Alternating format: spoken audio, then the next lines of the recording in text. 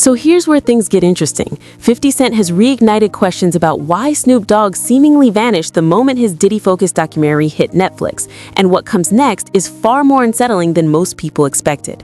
According to multiple online commentators and industry critics, Snoop's sudden silence raised serious eyebrows. Yes, you heard that right. Stick with me because the claims surrounding this situation are wild. If you clicked on this video because something felt off about Snoop's disappearance, you weren't alone. The timing stood out. As Diddy The Reckoning climbed to the #1 spot on Netflix in both the US and the UK, Snoop, someone known for constant social media presence, went completely quiet. No posts, no tweets, no commentary. For many observers, that silence felt unusual.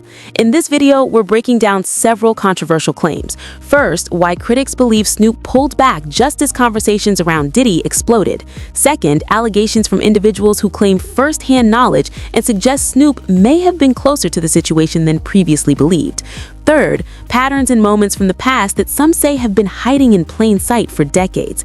And finally, we'll examine explosive rumors involving Kim Porter that have circulated online for years, claims that remain unproven but continue to fuel speculation. Watch until the end because the final claim is the one that has people questioning everything they thought they knew. Before we dive in, though, it's important to understand just how close Snoop and Diddy actually were, because this wasn't a casual friendship, and that context changes everything. Celebrating his doc, the Reckoning, Sean Combs' The Reckoning being not only #1 in the US, but now #1 in the UK. And he posted some flowers, and y'all know 50 love being funny. When 50 Cent's documentary dropped, it quickly became one of the biggest releases on Netflix. Suddenly, everyone was talking about Diddy and the serious allegations surrounding him. The film features people sharing their stories, breaks down claims about the so-called freak-off parties, and lays out accusations that paint a disturbing picture. It's intense, no doubt about it, but here's where things get strange. While the internet exploded with reactions, opinions, and non-stop commentary, Snoop Dogg said absolutely nothing. Total radio silence. And for someone who usually weighs in on almost every major moment in hip-hop, that absence didn't go unnoticed. In fact, it raised even more questions. Now, check this out. Just so you know, Puffy's sons and my sons have been best friends since they were 6, 7 years old. I didn't make it happen and Puffy didn't make it happen. One night I was at my house and Puffy's son was over about like 9 o'clock. And I'm like, cuz, what time you going home? And he like, I'm spending the night. I'm like, did you tell your dad? He like, nah, my mom dropped me off. So Kim, rest in peace, was connecting my kids with Puff kids, and they formed a friendship and a bond. When Justin went to UCLA, my son went to UCLA. When Christian was rapping, my son was rapping. When he was modeling, they was flying over the world together. So they forged a friendship and a brotherhood that me and Puff always had. Snoop has even spoken publicly about how close their families were. On television, he explained that his sons and Diddy's sons had been best friends since they were around 6 years old. He described how the family spent time together, how Kim Porter, Diddy's former partner who later passed away, would organize playdates, and how their lives seemed to mirror each other. When Justin went to UCLA, Snoop's son went to UCLA. When Christian started rapping, Snoop's son followed a similar path. These families weren't just friendly, they were deeply connected on multiple levels. So here's the question many people are asking. When someone you're that close to becomes the center of extremely serious allegations, and your response is to disappear completely from public view, what does that suggest? Some argue that an innocent person would at least acknowledge the situation in some way. Others see the silence differently. To be clear, this isn't an accusation. It's an observation about patterns that, to critics, don't quite add up. And before going any further, it's important to understand the nature of the allegations being discussed online. They include claims about so-called freak-off parties and other disturbing rumors, some of which allege that Snoop was present or involved. These claims remain unproven, but they are part of what has made this situation so dark and controversial. If you're not ready to hear about allegations of this nature, this may be a good place to step away. But if you want to understand why people are questioning Snoop's behavior, we need to look at his past actions and patterns, because once people notice them, they say they couldn't unsee them. On you, nephew, take that top card. When I die, I want my last words to be, I did it. Hey! Remember when Diddy appeared on TV and said, "When I die, I want my last words to be I did it"? Now, rewind and watch Snoop's reaction. He flashes this tense, almost knowing smile, like he fully understands what Diddy meant. People are rewatching that clip and noticing it in a completely different light. It feels like a private exchange between two people who share a dark, hidden truth. It's unsettling, honestly. And the chilling part, it only gets worse. Much worse. Good. Happy to have you back, my man. Man, I ain't went nowhere. I'm closer than you think. Yeah, man, I had to run it back. I mean, the people rock with you, so, it was only right, man. So I gotta ask you, because over the years, man, there's been a lot of confusion. When Tupac got shot in Vegas, was Snoop at the hospital? So, Snoop didn't go nowhere near the hospital. So when it happened, as you know, for some strange reason, but now we know the real reason, Snoop did not attend the fight with us or the club, the after party at Club 662. And what's so crazy about that, we thought it was strange that he wasn't there. This is the first one he did attend. And according to Warren G and everybody else, now we know why he didn't. But to get straight to the point was this. I was at my house in Vegas, and I started calling Snoop, telling him, "Hey, what's up?" Like, it's something wrong with this situation. Pac in the hospital, come holler at him, come check on him. So he drove down, and I was at the house waiting on him. And Tupac's mother was at my house. Suge Knight is serving a life sentence in prison, which means he literally has nothing to lose by telling the truth.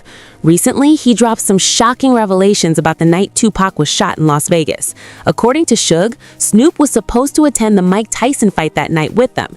Tickets were bought, everything was planned, but at the last minute, Snoop mysteriously didn't show up. He skipped the fight, skipped the club afterward, completely absent. And get this, it was the first time Snoop had ever missed an event with them. Suspicious timing, right?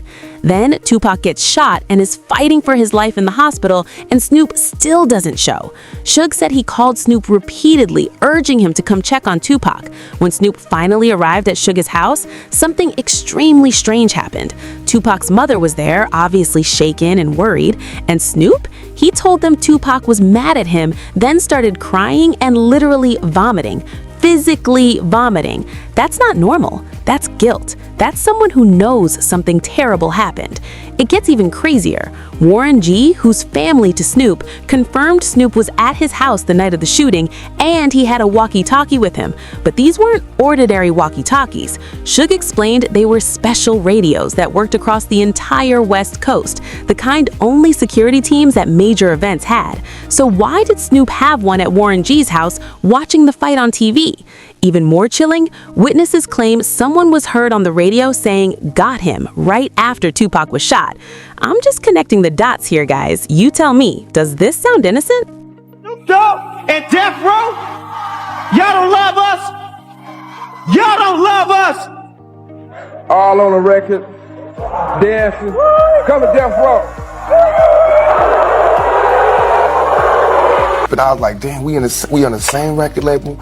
I know these people are really thinking like we are like Coast, West Coast. We got beef with the people we got beef with. But we could go anywhere in the country because we are America's most wanted. And it's not just Suge making these claims. Fans have gone back and started analyzing old interviews from the 1990s, paying close attention to Snoop's body language around Tupac. The tension is obvious. You can see him acting nervous, constantly positioning himself closer to Diddy's crew rather than Death Row's team during the East Coast-West Coast feud. Back then, some people were already whispering that Snoop might have betrayed Tupac, but no one wanted to believe it because he always seemed so calm, so laid back. Looking back now, though, all the warning signs were there. And now, we're about to dive into the really disturbing part. Buckle up. Can you hold it up a little bit more? Let me see how that. Oh yeah, dang. You know what I'm saying? We don't hold our man hand. We shake it and get it back in our pocket. Right. You know what I'm saying? They got Diddy and Neo, and if you heard Neo's wife call him Little Diddy, that he like freak off, get high and get freak off. They all baby oil you up. Oh man, what the hell is that? You know what I'm saying? Yo. Not him and the son. That's the son, right? Yeah. A music industry veteran named Courtney Burgess recently came forward with some shocking claims. With 35 years of experience, he says he possesses Kim Porter's real memoir, not the fake version that was published, which her children publicly denounced as false. According to Courtney, this authentic memoir contains photos, evidence, and documentation Kim had carefully hidden because she knew how dangerous Diddy could be. Before her mysterious death in 2018, she allegedly entrusted all of it to someone she trusted. Courtney claims the book includes photos of Snoop and Diddy in ways that straight men typically don't interact. He specifically points to one image where Snoop allegedly lets Diddy rub his hand inappropriately. He says, "These aren't quick handshakes. These are prolonged touches, intimate moments caught on camera." During an interview, some of these photos were shown in redacted form. Even with faces blurred, the body language is undeniably questionable. Courtney adds, "We don't hold our man's hand. We shake it and put it back in our pocket. But these images show something very different." There are also purported photos of Diddy with other male celebrities like Neo and Andre Harrell in similarly compromising situations, all documented and preserved by Kim Porter before her death. Initially, it might sound like gossip. I thought the same. But then, parts of this story were purportedly corroborated by a federal investigation. Also was just recently contacted by someone who wanted me to essentially represent them in the sale of one of the Diddy tapes. So, which I declined that because... Wait a minute, say that again. Say that again, back up. You're saying that there's tapes and they're being shopped? Yes, there have been people already shopping. We've heard about the tapes, but yes. The shopping thing is... Yes, there already have been tapes leaking around Hollywood, being shopped around to individuals in Hollywood. But one particular person contacted me to shop a particular video they were in possession of, and to contact the person who was in the video to see if they were interested in purchasing the video before it became a public knowledge. I've heard this before, so like a catch and kill. Catch and kill, correct. Wow, can you, and I guess you can't reveal the person who is on No, I can't explain who the person was, but Mr. High profile? Mr. Combs was in the tape, and this other person is, I would venture to say, more high profile than Mr. A lawyer named Ariel Mitchell recently appeared on national news and dropped a bombshell. She represents multiple victims in the Diddy case and revealed that someone contacted her trying to sell a tape, an explicit tape featuring Diddy and another celebrity. And get this, the other person, according to her, is even more high profile than Diddy himself. Ariel confirms she's seen stills from the video where the other person's face is clearly visible. The footage was filmed at Diddy's Atlanta home, and it appears the other celebrity wasn't aware they were being recorded. She emphasized that it seems completely surreptitious. They weren't an active participant. She also confirmed the video is graphic in nature. Legally, she can't reveal the identity of the other celebrity, but multiple independent sources are now pointing to one name, Snoop Dogg. And the timing? Kim Porter dies suddenly in 2018 from pneumonia, a healthy 47-year-old woman gone out of nowhere, allegedly with all this evidence in her possession. Extremely suspicious. Now, let's hear what people who were actually there are saying, because these aren't random internet rumors. These are first-hand witnesses.